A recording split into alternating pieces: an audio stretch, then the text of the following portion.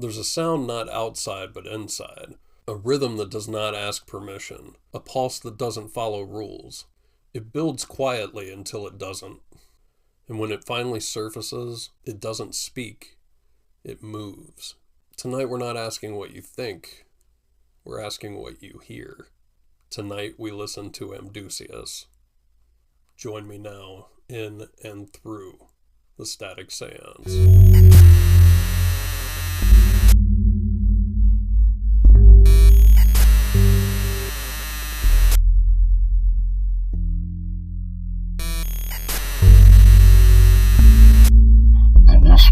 Between stations, neither here nor gone. The hum of voices trapped in the wires, their confessions dissolving into static. A seance not in candlelit rooms, but on flickering screens, where the ghosts don't knock, but distort the signal. Shadows coil in the white noise. If only one dares to alter their own frequency and listen.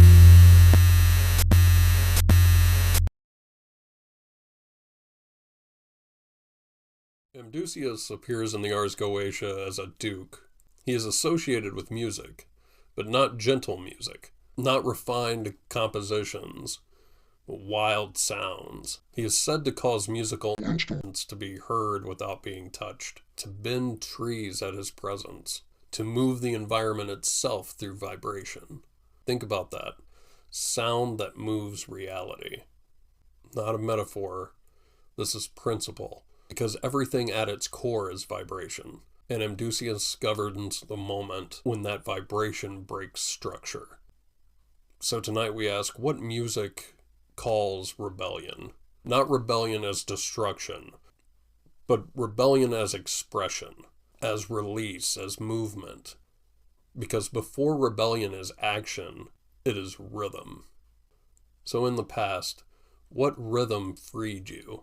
Maybe it was literal music, a song that made you feel seen, a beat that made you move differently, a moment where sound broke your stagnation. Or maybe it wasn't music at all. Maybe it was a pattern, a way of speaking, a way of living, a way of thinking that disrupted the version of you that was stuck. That's rhythm. Rhythm is not just sound. It is repetition with meaning. And when that repetition shifts, you shift. Amdusias is good at revealing your suppressed expression. Not because you didn't have anything to say, but because you didn't know how to say it. Or worse, you knew exactly what to say, but chose not to. Because expression is dangerous. It exposes you. It invites judgment. It disrupts order. And after Simias, after obedience, comes this moment where you feel a pressure to conform, but something inside you starts making noise. So in the present, what sound stirs defiance? What makes you uncomfortable in the right way? What makes you want to move even though you're not sure why? Because that's not random, that's a signal. Amdusias doesn't speak in logic. He speaks in resonance. And resonance doesn't convince you, it pulls you. I've come to realize that there is musicality in all aspects of existence. Everything has rhythm. Conversations, habits, thought patterns, even suffering. They all have a tempo. And finding a rhythm that's your own is essential.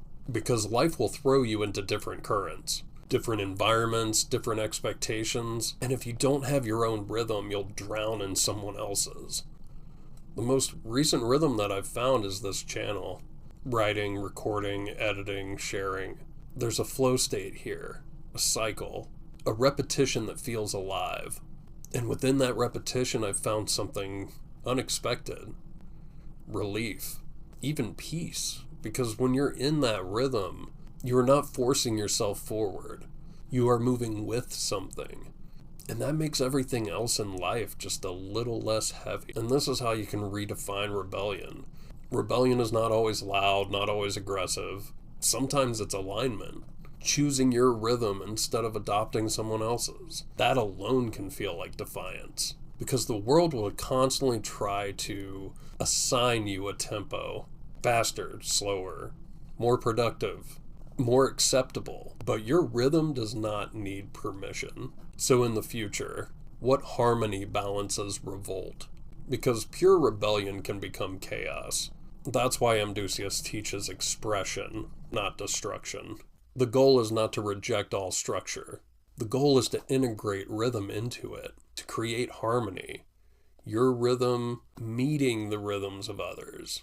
Not in submission, but in collaboration. And this is something I've learned. Don't be afraid of these levels of rebellion where you need to find your rhythm. But also don't be afraid to engage with other beats, because you never know what you'll discover. Other perspectives, other flows, other movements that expand your own. You don't lose yourself by exploring. You can evolve, absorb, refine. There's a trap here, though, that I have to warn you about, and that's in thinking that your rhythm needs to be protected at all costs, that you can't let anything else in. Because that leads to stagnation.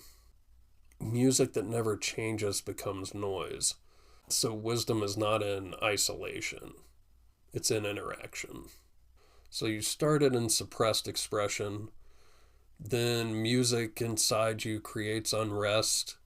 And sound becomes release and you stop holding it in and let it move through you. So move freely. Not perfectly, but authentically. Because rhythm can restore autonomy. You have a music in you that is yours alone. No one else can replicate it. No one else can fully understand it. But it exists, and it wants to be expressed. Not hidden, not perfected. Just expressed. Because here's the truth. Wisdom isn't in holding your rhythm tightly. It's in sharing it. Letting it interact with the world. Letting it change things, letting it be heard, even if it's imperfect, even if it's misunderstood. Because once it's out there, it becomes something more. Amdusias teaches us to move, to express, to break stagnation through rhythm. And it does not demand rebellion. He invites it through sound, through movement, through quiet realization that you were never meant to be silent.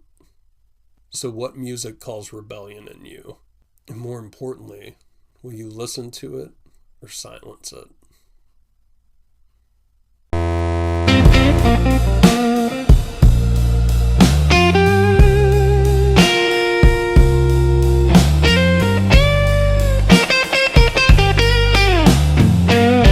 Eyelashes and lip gloss that tickle my fantasy. Soft headrest, tree moss. Be our patient and waiting. Sinful apples and sweating soul, all in the alley for you to take a bite. The solemn faces of Virgo decaying in the pale red light.